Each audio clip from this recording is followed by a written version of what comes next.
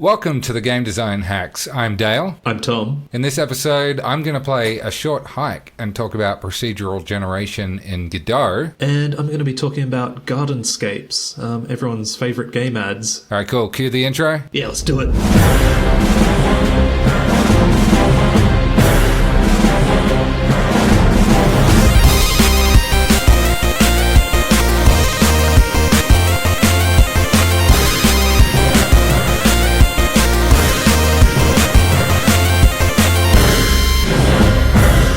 Alright, welcome to episode 5 of the Game Design Hacks, where we're talking a miscellaneous episode where we just cover a couple of things, a couple of short things, including hikes that are short. But before we get into all kinds of those things, what's going on in the news? The news. News. Do we have a news segment theme? Surely we must, right? We've done a few newses by now. Well, we use Doctor for reviews.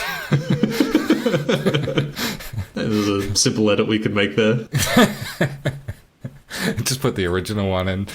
Yeah, or just record me saying the word news, and you can put that over the top of reviews. Doctor, give me the news. I got a bad game that needs to improve. So how can I fix this game? News. All right, so what's new in the news? First thing we've got to talk about is that the Microsoft acquisition of Bethesda has gone through. So we're going to see some Microsoft Game Studios Bethesda open worlds. We're going to see some id Software Microsoft stuff. This could be potentially pretty big. Yeah, I don't know how to feel about it really, because Bethesda has sort of lost a lot of respectability in recent years with Elder Scrolls Blades and Fallout 76, and I don't know if Microsoft's going to make that better. Yeah. id Software are definitely going from strength to strength with their most recent Doom Eternal being, by all accounts, a very good game. But you're right, Bethesda Game Studios themselves have had some quality issues in recent years. And I don't know, maybe that's the kind of thing that they need. Maybe is it a money thing? It doesn't seem like it's a money thing, does it? Maybe if they've got their they don't have to get such strict monetization into their games, and if it's all about the experience, all of a sudden maybe they might churn out something that's a little bit more along the lines of the Skyrims and older RPGs that they did. Yeah, I'm not sure what the creative team at Bethesda is like these days. Sort of Todd Howard's sort of very clearly taken Bethesda in one direction, and I don't know sort of how much free rein he's going to get now that it's part of Microsoft. Yeah, well, it seems like Microsoft in their more recent fashion are taking to the kind of leave them well alone model that they seem to be adopting with Double Fine and other recent acquisitions. I did read that Bethesda are still doing a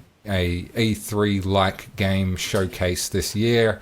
It was something they had scheduled before the acquisition, and they're going to be showing off, I presume, a couple of game logos again for upcoming things that aren't necessarily ready yet to show in proper, or maybe they've finally got that new Elder Scrolls thing to show pieces of. Yeah, the Fallout franchise is the one that sort of has a special place in my heart, and after Fallout 76 and Fallout 4, to be honest, I'm not sure, if Bethesda understands what makes Fallout good anymore.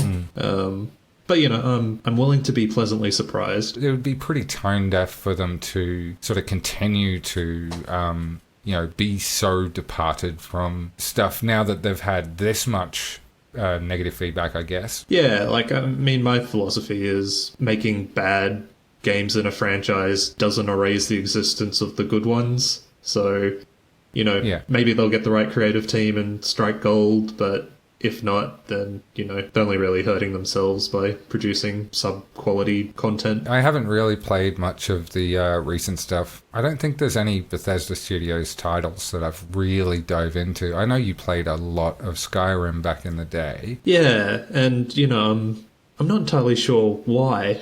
It's like it was a game that I enjoyed at the time, but it's also a game that I don't really think about an awful lot anymore.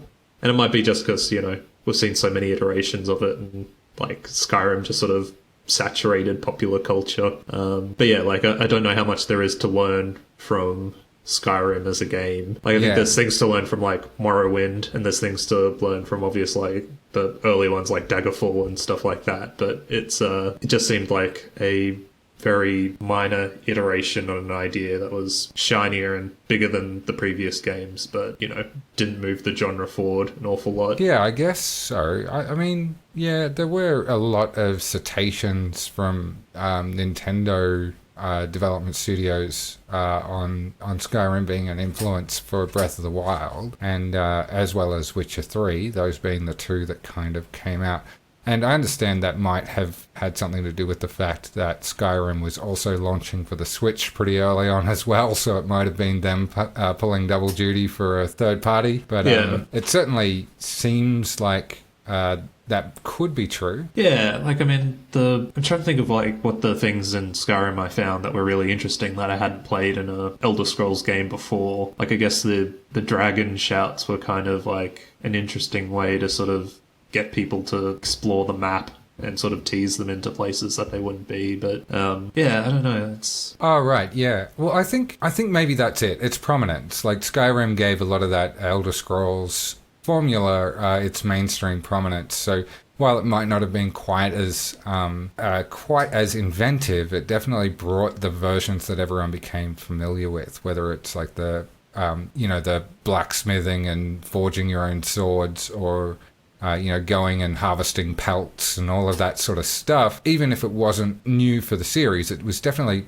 a lot of people's first touch point with the Elder Scrolls series, and that might have been why it has left its impression. Yeah, that could be it. Yeah, like I'm sure there's another really good Elder Scrolls game in the future, if the right people get their hands on the reins. But hopefully Microsoft puts those people in charge. Yeah, well, we'll see. Hey, and one of the other things to kind of crop up in the last week or two has been the Switch Pro has started showing up on third-party manufacturing lines. A leak coming from the Samsung manufacturing line states that the Switch Pro will have a 7-inch screen, and there are mixed reports saying that it will also use NVIDIA's new upscaling technology, which is I've forgotten the name of it. But it's essentially AI upscaling, using AI to just upscale and add extra detail into images. So this looks quite promising. Nintendo, of course, have no comment on the matter, but I think, this could be what it needs to kind of stay fresh. It's not the newest kit out there by a long stretch. Some games, looking at the latest Crash Bandicoot 4, do look a little bit, low fidelity. I mean, they always did next to their PS4, PS5 counterparts, but now they're looking low fidelity all on their own. Yeah. Are you considering an upgrade if one becomes available? Look, I'm not the kind of Nintendo fanboy that would line up at midnight for Breath of the Wild. Oh, wait, no, I am. Yes, I will get it immediately. Yeah, no, one of the things is my Nintendo Switch is Cactus at the moment. Like, I've got drift in both of my Joy-Cons, so I can sort of put I can put my Switch down and it plays itself. But yeah, like, I mean, I'm excited about the prospect of 4K Switch games, even if they're being translated to 4K by robots. A different class of robots. Do you have a PS5 or any other next-gen console at the moment? No. I think the latest or the most horsepower I have is probably my PC and then the PS4. And I don't really use my PC for that. My work laptop's pretty beefy as well. Like, it's because I work in VR, it's kind of got to be. Yeah, no, I'm considering an upgrade. But yeah, the consoles are just so hard to get at the moment that, if the Switch Pros got better distribution than Xbox or PlayStation, then I'll definitely grab it first. Yeah, I think I'm not expecting much from it. Honestly, like a lot of those mid-gen upgrades from Nintendo tend to be, maybe 1.5 times the clock speed and have a couple of new features, but overwhelmingly not introduce anything to make the experience any different. If I'm just going off like the DSi and then the 3DS, new 3DS, they're kind of like slightly higher clock speeds. They've got maybe, one extra feature, like in the 3DS's case, it had the second stick, which is cool for Majora's Mask, but otherwise no games use it. Yeah, though if it does have a upgrade to its horsepower, then I might finally be able to play City Skylines on the Switch, which I'd be very excited about. Oh, was that pretty bad frame rate? Yeah, it was not worth it. Right, because I have heard that the Unity engine has taken just a little while to get its like graphics pipeline just right there. So I'm sure if it's not one that's had a lot of patches, that it's something that they could definitely get improvements out of. Yeah, and maybe it's already had that patch, but I remember when I was researching it, because I get very excited about simulation games. But yeah, Reddit was just plastered with reviews of people going, I'm getting 15 frames a second out of this piece of garbage. Wow. Yeah, times have changed. 15 frames is not super painful for a game that you don't like. Non-action game, I guess. Yeah. I don't know. Like for a sim game, yeah, sure, there's a couple of, 100 cars, couple of 100 sims. I don't know. I haven't paid heaps of close attention, but it seems like that'd still be kind of playable, wouldn't it? Yeah, yes, it depends on like how much you're sort of zooming in and out of your city. Yeah, fair enough. And you were going to talk about Metopia for a bit. Yeah, I'll try to talk about it for a bit. All that happened was I watched the trailer for it and got very excited. Is Metopia the one that was on like free on the 3DS, wasn't it? I think so. I never really played it much on the 3DS, but I've always sort of liked the idea of a sort of customizable fantasy world like this, and I know there's been like a couple of indie studios that have tried to produce games like this, but with the weight of Nintendo behind it, I think it could be quite an interesting idea. It sort of looks like it's lifting a lot of stuff from Animal Crossing, and it's about creating a virtual space sort of more than a game, at least in the traditional sense. So this is actually a role-playing game. Yeah. Okay, yes. So I must have been thinking of a smaller experience on the 3DS. Yeah, okay, this looks interesting. Yeah, and it was originally a 3DS game. It kind of seems like the Mii's have vanished for a couple of years. Yeah, there's definitely not much of it there. It seems like there's a few things that, like, just from the Wii U that Nintendo have just... I mean, I know they're from the Wii originally, but they doubled down on them in the Wii U, and it seems like they've kind of gone a knee-jerk reaction in the opposite direction there, and I'm not sure that that's the right thing, because those weren't the problems with the Wii U. If anything, I really liked things like the Miiverse and the extra Mii integration and stuff. I thought it was all really cool, and I don't think anyone found that unappealing. Yeah, I feel like if they had have released the Switch and it was a Wii U but in that new format, then it probably would have done just as well. Yeah. Well, it feels like digital avatars in general have sort of both gone out of vogue and are now coming back into vogue with, a lot of social media platforms are all introducing digital avatars, and, depending on sort of how much Nintendo invests in Miitopia, maybe they're coming back to video game consoles as well. Yeah, I definitely think so. Like, I was waiting basically for that stage at which the Switch got a full Mii-based system like the previous two, and it just never really came.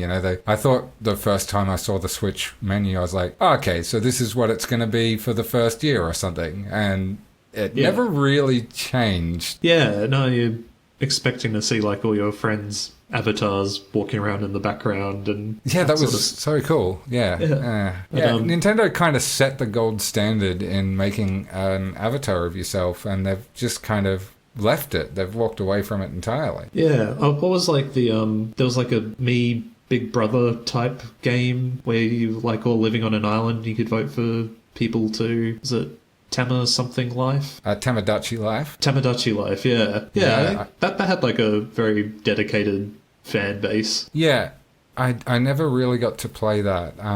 It's an interesting idea, though. Yeah, like the other thing about digital or virtual avatars is most games are very sort of protective of them, and it can be kind of restricting for game development. Like I remember the Xbox ones had rules about, you couldn't show the avatars like emitting bodily fluids, so like they can't bleed or throw up or anything like that. And those are my two favorite things to do in a game.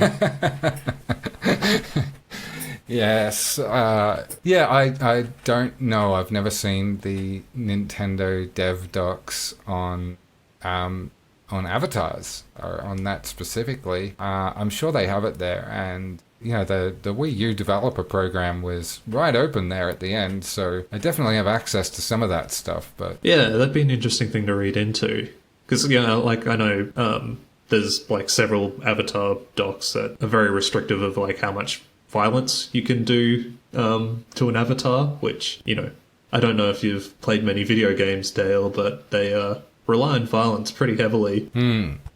Yeah, it's the first time I ever saw a man jump on a creature and smother it to bits in a Nintendo game. It was the first jump in Mario 1-1. I knew that I was in for a very violent genre, and that Goomba, I presume, was paralyzed, but it didn't matter because I fell off a cliff shortly thereafter. Yeah, you've been jumping on animals ever since. Yeah, I got a cat. I had a cat. Now I've got a coin. Yes. Well, I guess that brings us to what are we playing? What are we playing in this segment of the show? What are we playing in this segment of the show? So, Tom, why don't you go first this time? What have you been playing? I have been playing Gardenscapes by Playtrix. Ooh, so I don't know anything about this. Really? No. Have Should you I? not seen a ad in a free-to-play game in like the last 2 years? Apparently not. Yeah. Okay, I'm going to look this up. Oh, that. Yeah, right? Yeah. Okay, so why have you been playing this? Well, I mean, for one, I make mobile games professionally, so it's, you kind of just need to keep an eye on trends, and like it's one of the biggest games in the world, so regardless of how good it is as a game, you kind of need to be familiar with it. And the other thing is I just kind of felt like playing a match 3 game.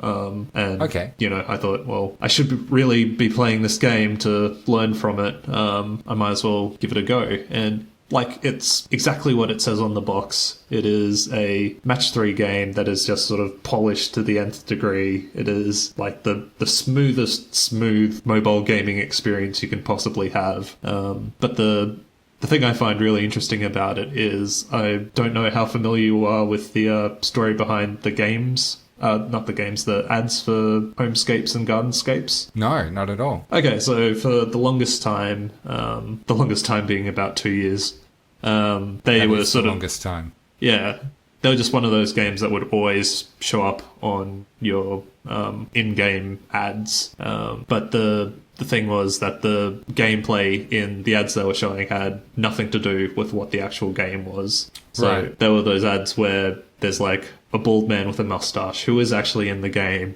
is like, trapped on an iceberg with a busty lady who's cold, and then you have to like choose whether to start a fire for her or feed her to a bear, and then they click on the wrong button and she gets fed to a bear. And then, there's a title that says, "This game is so hard, download Gardenscapes now." And then you download Gardenscapes, and it's a match 3 game about building a garden. Wait, so yeah, those interactive. I think I have seen a couple of. If I haven't seen these interactive ads, I have seen interactive ads. Nothing to do with the game, you say? Well, it originally had nothing to do with the game, and then to try and appease the advertising regulators, they introduced dream sequences into the game where you played out these like terrible scenarios. It'd take like 10 seconds in game, and then you're just back to the regular actually monetized game loop. But yeah, I was reading into it a little bit, and it looked like last year the UK ad authorities said, no, you can't do that. And yeah, they had to pull the ads, but I think they're still playing in other places around the world. Right. But yeah, like I don't know how they ended up with those ads. It was sort of like in the same era that you were getting like those weird generative kids videos on YouTube of like Superman or Spider-Man impregnating Elsa with like a needle and like all this weird surrealist imagery, and it just seemed to be like, you know, algorithmically trying to trick people into watching it like sort of without any kind of artistic vision, but just taking all these weird inputs and creating something just designed to, you know, maximize the algorithm. And it turned out that these ads, you know, maximized people downloading the game. Just the problem was it had nothing to do with what the game actually was. Right. So I'm just looking this up. The developer is called Playregs, and they're based in Dublin. Oh no, wait. Russia, but headquartered in Dublin. Okay, so they're I think that's a tax thing. Right, yes, that makes sense. 18 offices, Russia, Ireland, Ukraine, Belarus, Serbia. So mostly Eastern Europe and Russia by the looks, and then Ireland as well. Okay, so that does sound quite cynical, that advertising model. Yeah. So you're just playing the game. So did one of these ads get you, or did you just, you know, you're like, I know this game is big, I've got to jump in and see how it ticks? It was more I was familiar with the game and wanted to jump in and see how it ticks. Because, you know, like, I mean, it gets talked a lot about in mobile gaming circles because, like I said, it's one of the biggest games in the world, and it's sort of monetized out the wazoo and apparently has pretty good retention as well. And so I want to say, well, I wonder what gets people to play it and keep playing it. And yeah, like it is just like a super smooth match 3 experience with a fairly competently implemented meta game to it. So, you know, you do your Candy Crush style match 3 challenges that puts you back out into the meta overworld map where you can spend the stuff that you or the gold pieces that you earned in the match to repair this derelict garden. And there's like a little bit of like narrative fluff wrapped around it. But yeah, like it's a fairly satisfying loop. And the thing that sort of surprised me is I've been playing for a couple of hours now, and it doesn't feel like I've been pinched yet. Okay.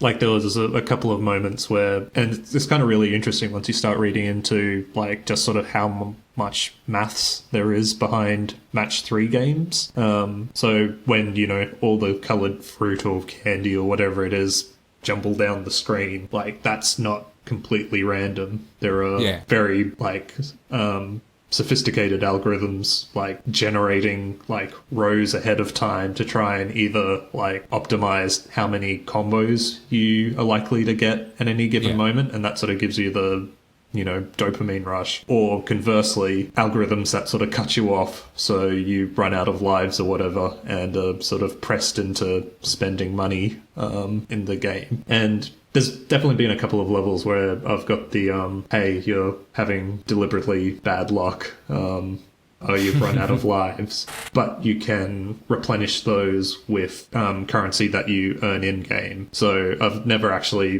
been at the point where it's like, well, I can't continue playing anymore unless I spend real money. But yeah, I'm starting to think that those early, you're being pressed to spend your in-game currency to continue is sort of training me for further down the track when I run out of those resources, and it's like, oh wow, you've come so far. Well, maybe you just open up your wallet and we can give you a few more lives and you can have another crack at it, hey? So, according to Wikipedia, as of the 31st of October 2020, there are 7,026 levels. How many levels do you think you've done so far? I think I'm up to level 70. So yeah, there's a 70 in 7,026. Yeah. And yeah, like, I mean, it was sort of one of the early adopter games of having a meta wrapped around a match 3 game, which I think is why it has retained people so well and is probably the reason why it needs 70,000 or whatever levels just to, keep enough content to keep the hogs happy. Yeah. So how's it compare to, like, I'm familiar with Candy Crush, which was obviously going gangbusters when I was back in mobile development last, and also I think Clash Royale and Clash of Clans were both pretty big then too. Mobile Strike was pretty big. So it's doing a lot better than those at the moment, is it? I think they also have their own unique player bases and retention issues. Like I know Clash Royale has done a couple of sort of redesigns around its meta and monetization in recent years to sort of keep the cash pipe open. But yeah, I think Clash Royale's just a much better game because there is a game underneath it.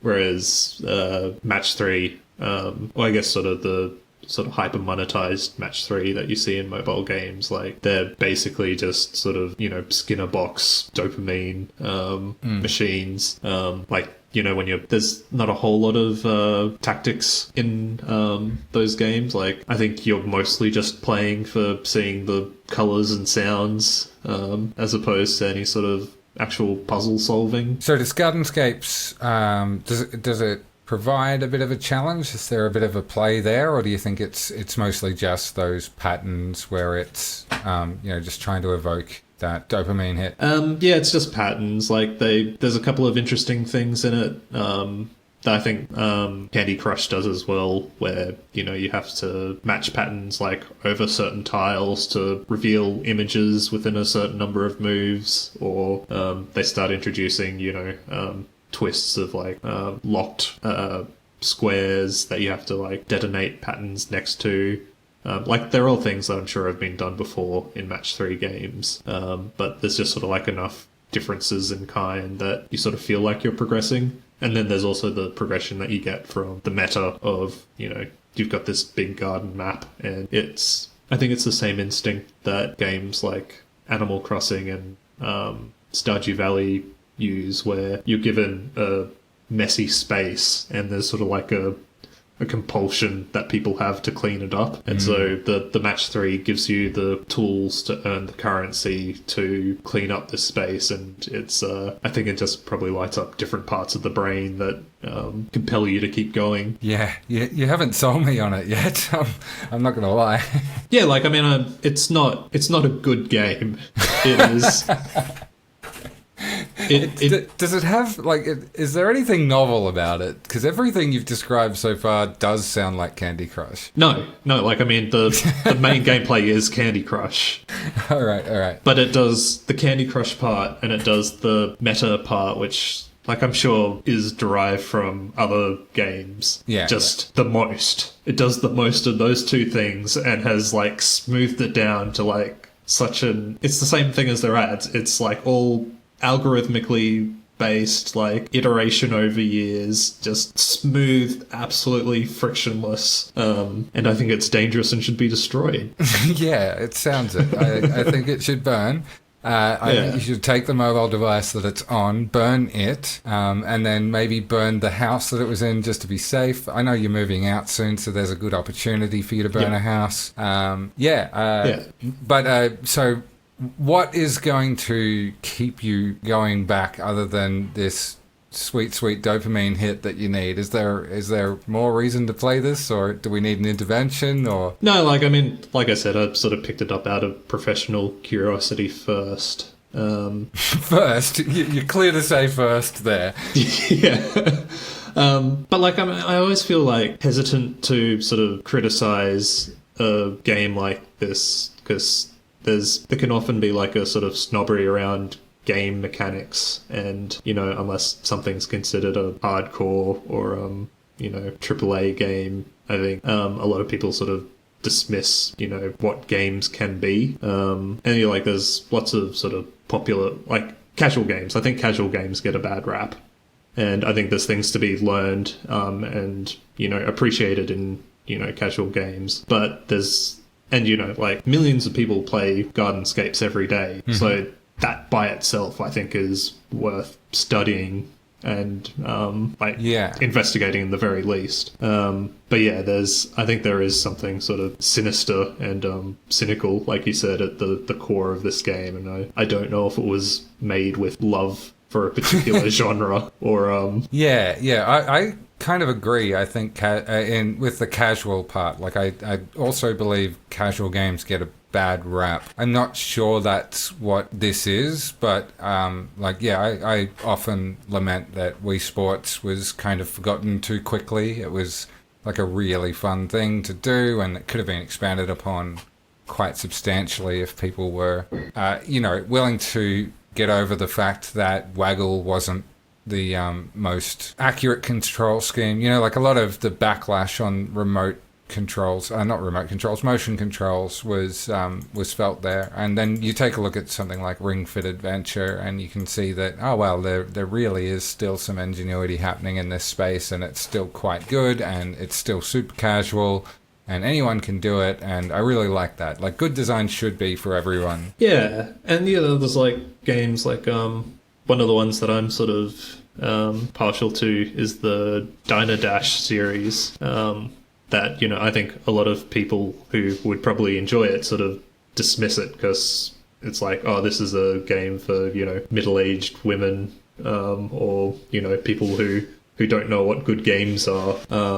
Whereas I think that sort of multitasking, time management is such a rich vein of game design that could be applied in different ways. Like, I had a crack at a prototype a couple of years ago for a game that I was going to call Bread Pirate, where it's basically a cooking game where you're trying to bake bread to put into cannons to shoot at ships that are sort of surrounding you, FTL style. But yeah, there's these mechanics in casual games which I think could be expanded into much more sophisticated games, but in a lot of ways we just, in sort of that mid-tier or hardcore games, you just end up seeing a lot of the same games over and over again, whereas I wish people would start borrowing ideas from other places. Yeah, no, that's fair. And you're right, like there is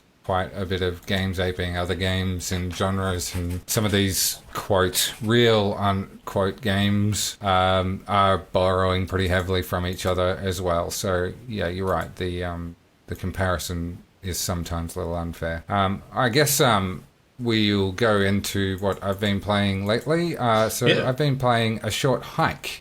So for anyone unfamiliar, A Short Hike it's kind of this indie game made by a single developer. His name is Adam Robinson Yu, and basically it's a game where you play as a little bird and you go on a short hike. It lasts a couple of hours, maybe about 2.5 hours if you want to, see most of it. And that's incidentally what my running time was. It is a gorgeous little game with Nintendo DS inspired graphics, which just looks so nice. And it's been a really delightful thing. I've been promising to talk about it for a couple of eps now, and I finally got my chance to play it, and it was just so short. Like, I loved it so much that I was lamenting that it was so short by the end of it.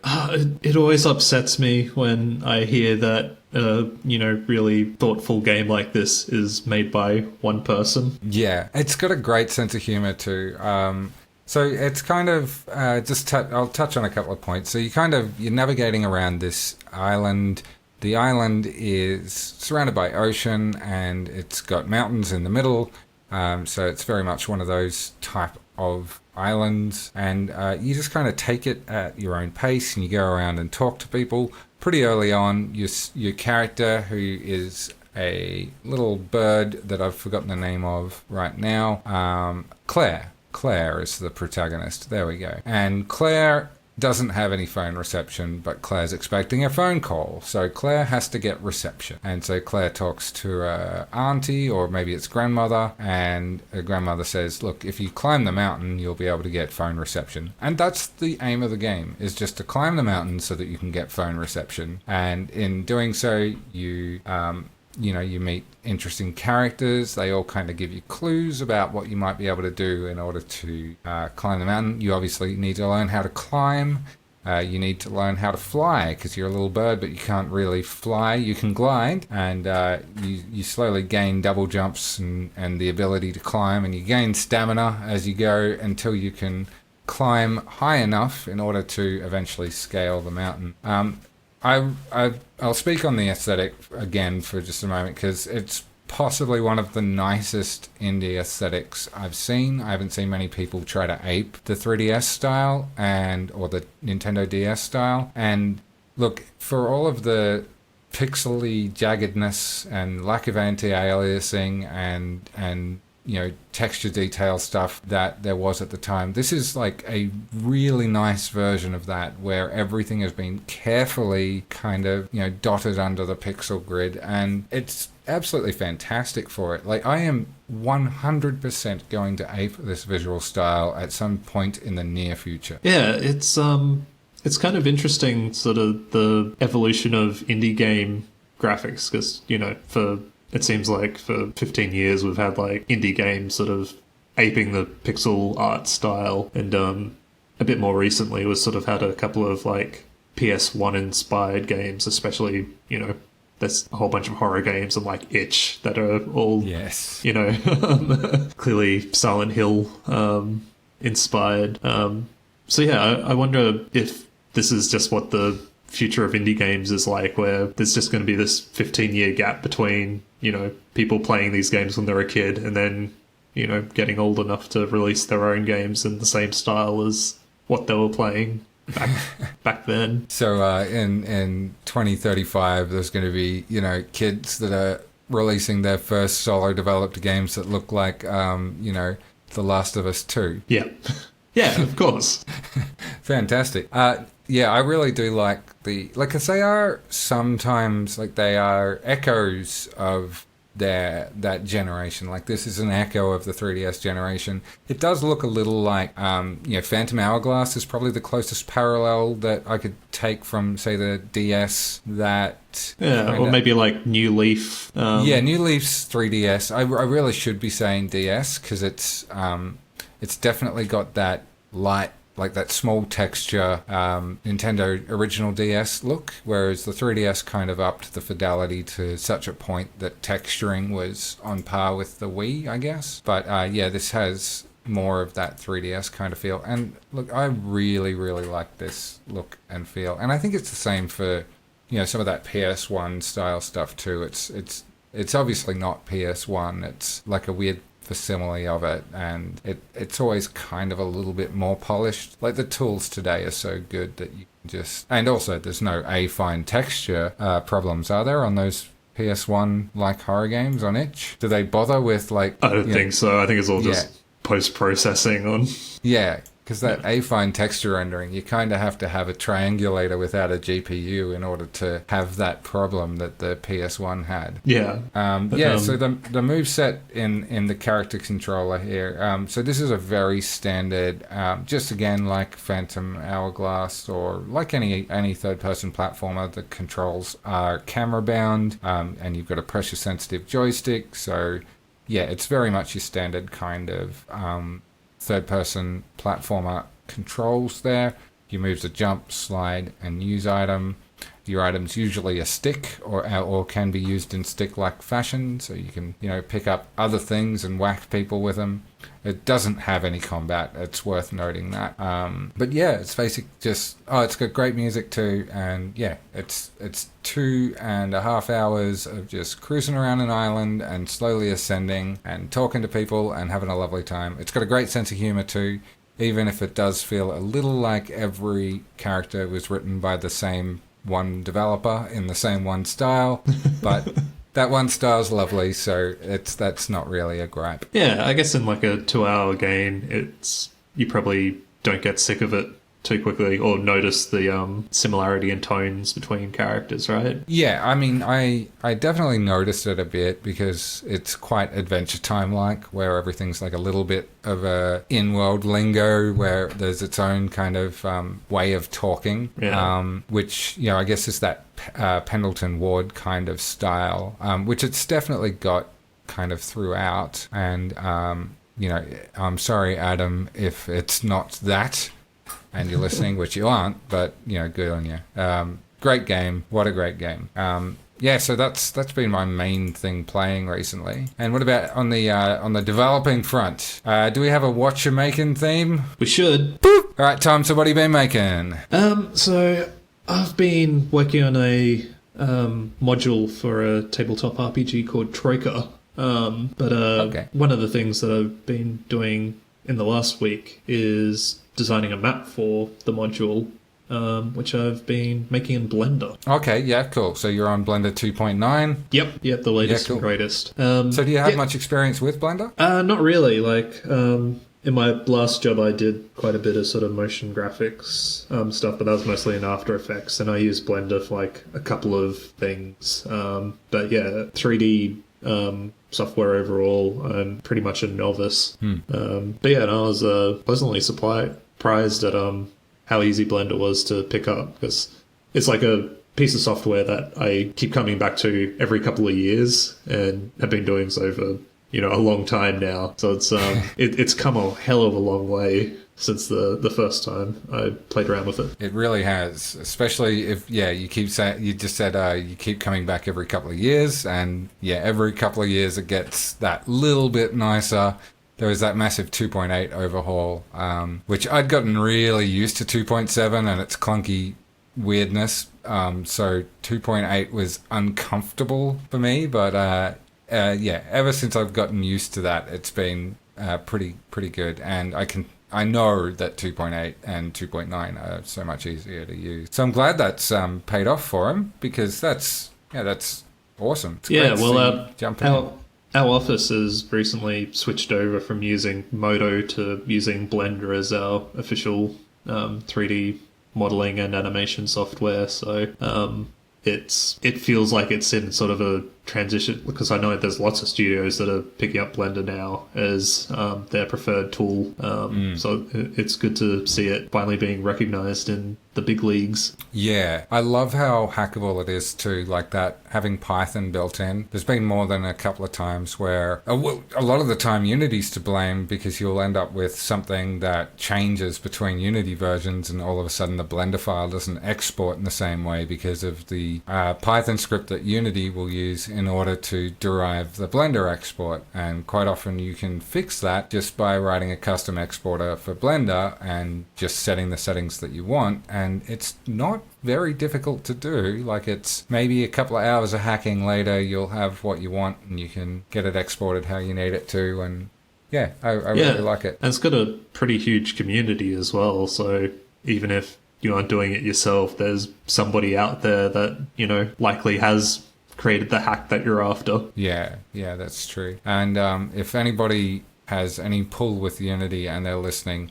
please tell Unity to allow you to pick the fucking Blender version that you want to use if you have multiple on your operating system. Yeah. Because it's beyond a joke how much it can fuck your project if it targets the wrong one. Yeah, no, totally. But yeah, like, I mean, I've written a couple of modules, mostly as hobbyist projects. And, you know, one of the things I always like to do is draw a map at the same time that I'm writing.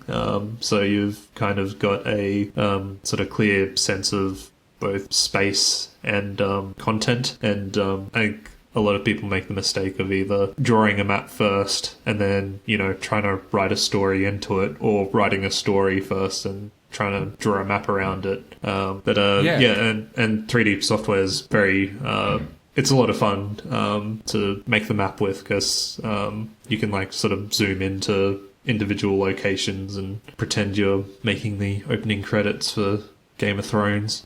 I was actually watching an interview with author and YouTuber Lindsay Ellis about how she built the world for Axiom Verge. No, not Axiom Verge, Axiom's End, which is her novel released last year, which I've actually read through recently. There was a world building tool that she was using in order to keep track of people, places, things, timelines, all that sort of stuff too. It was an online tool from memory. Was it called World Anvil? It might have been. Yeah, no, that's what I'm sort of writing in. Because it's basically like a wiki for narrative storytelling, and like it's deliberately sort of pitched at novelists and RPG makers. Okay.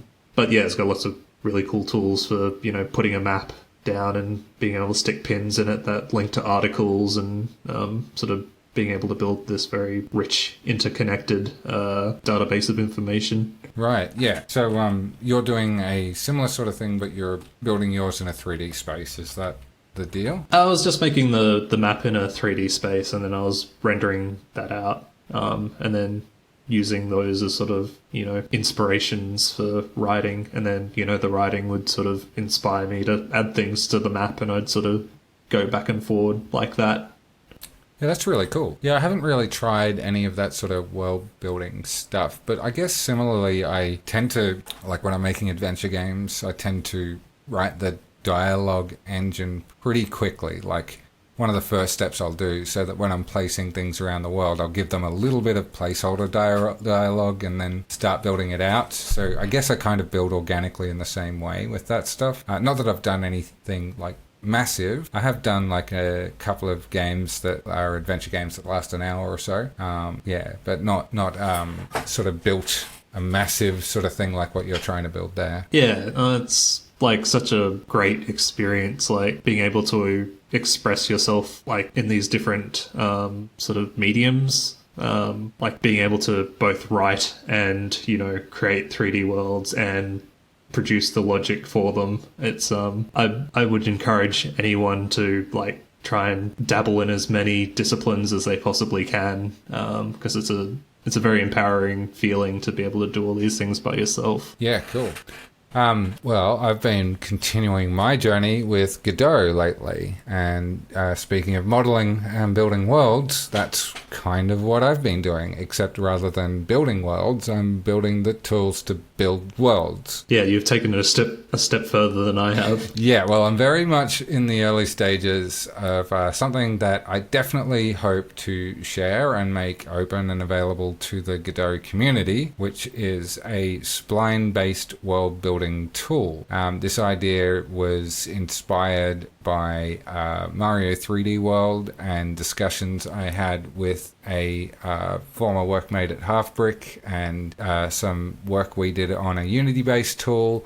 And I was kind of like, I want to be able to build one for the Godot community because there isn't one that's great. And I also want to be able to build my own game worlds out, because after a while I've kind of gotten, I'm not going to say sick of procedural generation, but I've kind of just realized that it's not going to be the solve that I want for most of the games that I want to build. I've built 2 fairly large procedural generation games now. One of them's releasing soon on iOS, so look out for Foxtrot Roll, lol. And the other one is Swipe Stuff, and they're both very much procedurally generated games with all of the meta generation systems and all of that stuff, and both of them lean really heavily into different types of procedural generation. But what I've had a lot more success with, or a lot more fun with,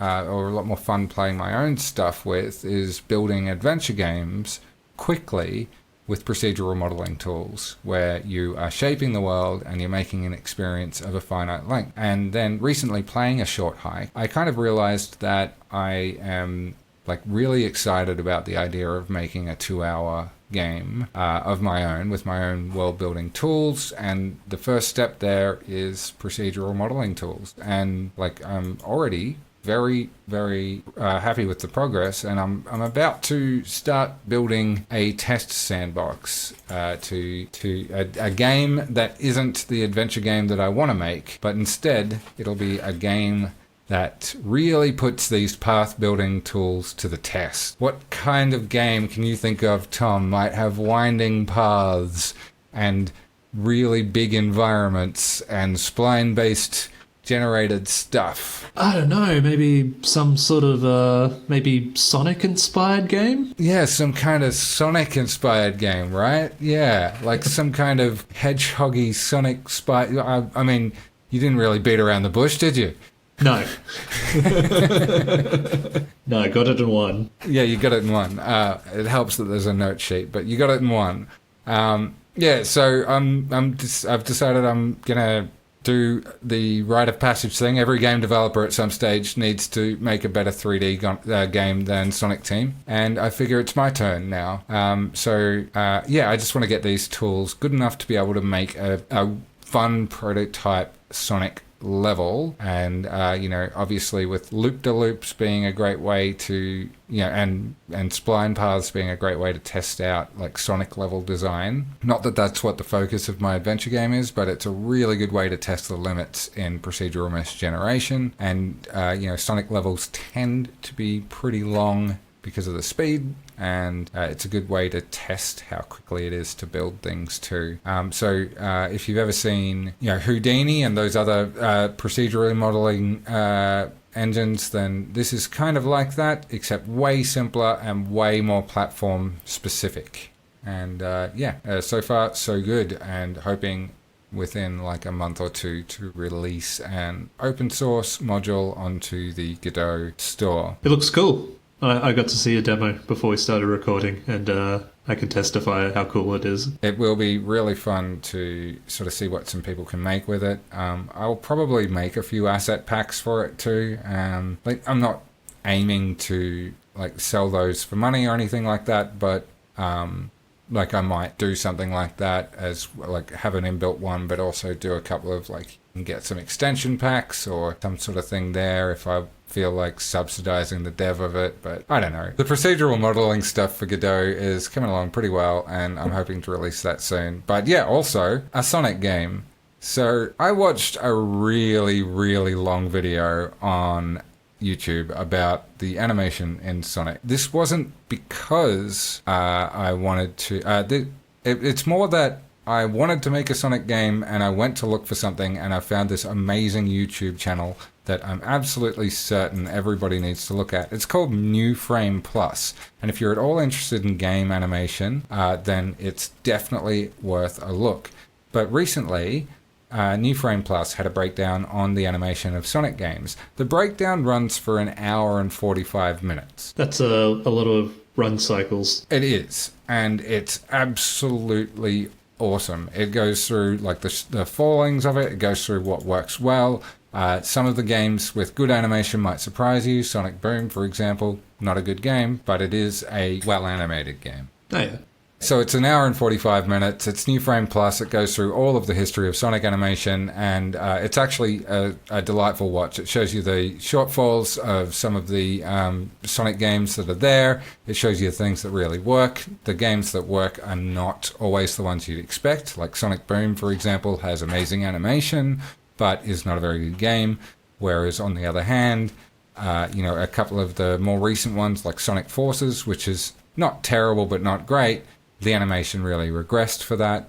Sonic Lost World also has great animation, but they seem to have forgotten in the interleaving game which parts were good and which parts weren't. But the early part shows how much character there is in the early Sonic games. And that's really what I've been looking to try to do in 3D, is try to find some of the character in the early Sonic games and distill that in a 3D environment. And so that means I'm throwing out a lot of the stuff about the boost style gameplay that, almost every 3D Sonic has, where you're just barreling down the camera and it looks more like a racing game. I aim to have a little bit of that, but I'd really like to try to get things going at a fast pace, kind of like the 2D ones, but not at a breakneck speed like the more recent 3D ones. I want control to be completely there. And recently I've been playing a lot of Mario 3D World as well as Bowser's Fury, but 3D World in particular has quite fast running, and it manages to keep a lot of control in the player's hands while it does that. And I'll be probably taking a few pages out of its book there, because I'm much more interested in trying to keep the speed on screen and under the player's fingers, which to me, any recent Sonic games, including the ones that are apparently good like Colors and Generations, completely take that control away from your fingers. And the homing attack, I just feel is it's kind of a betrayal of like the main design principle, being that, you know, you should be able to, like, Sonic should be able to control where he goes. It's a game about, you know, mastery over movement. And that homing attack just kind of feels like a little bit of a freebie there. It doesn't really feel like it's it feels like an I win button, and it feels like a concession that they don't have control over where Sonic's going either. I guess Sonic is irrepressible. So it'll be interesting to see that. I'll probably hand it into Sage this year if I get it done at time, and see what the community says. They've got some really impressive stuff happening at Sage. I'm not sure if you're familiar with that, Tom. No.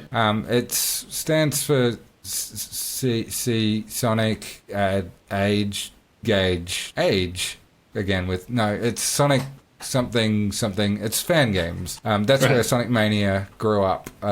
Christian Whitehead and Headcanon were both alumni of the Sage Games Festival, and basically people just submit Sonic games there, fan games, and some of them are actually really fun. Like I like checking it out.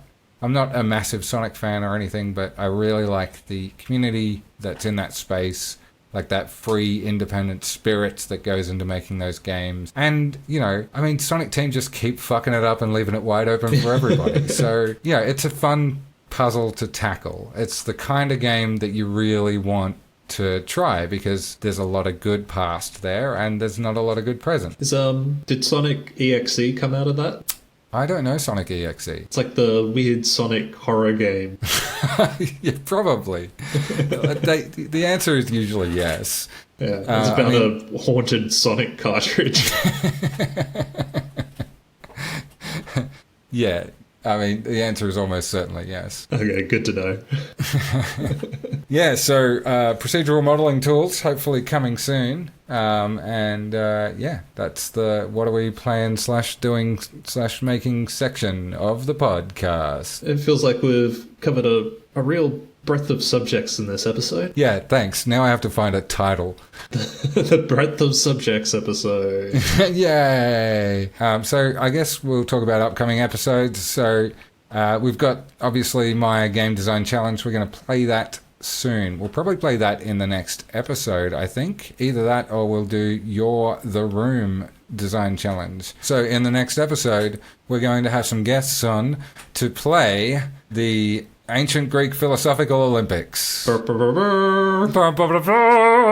so that'll have a theme song too now. All right, cool. And then in the one after that, hopefully we'll do your room breakdown and start to go into that. So I'm looking forward to those. Yeah, no, it should be fun. And we'll have some new friends to introduce you all to. So until then, I've been Dale. I've been Tom. And say your catchphrase. It's all games, baby.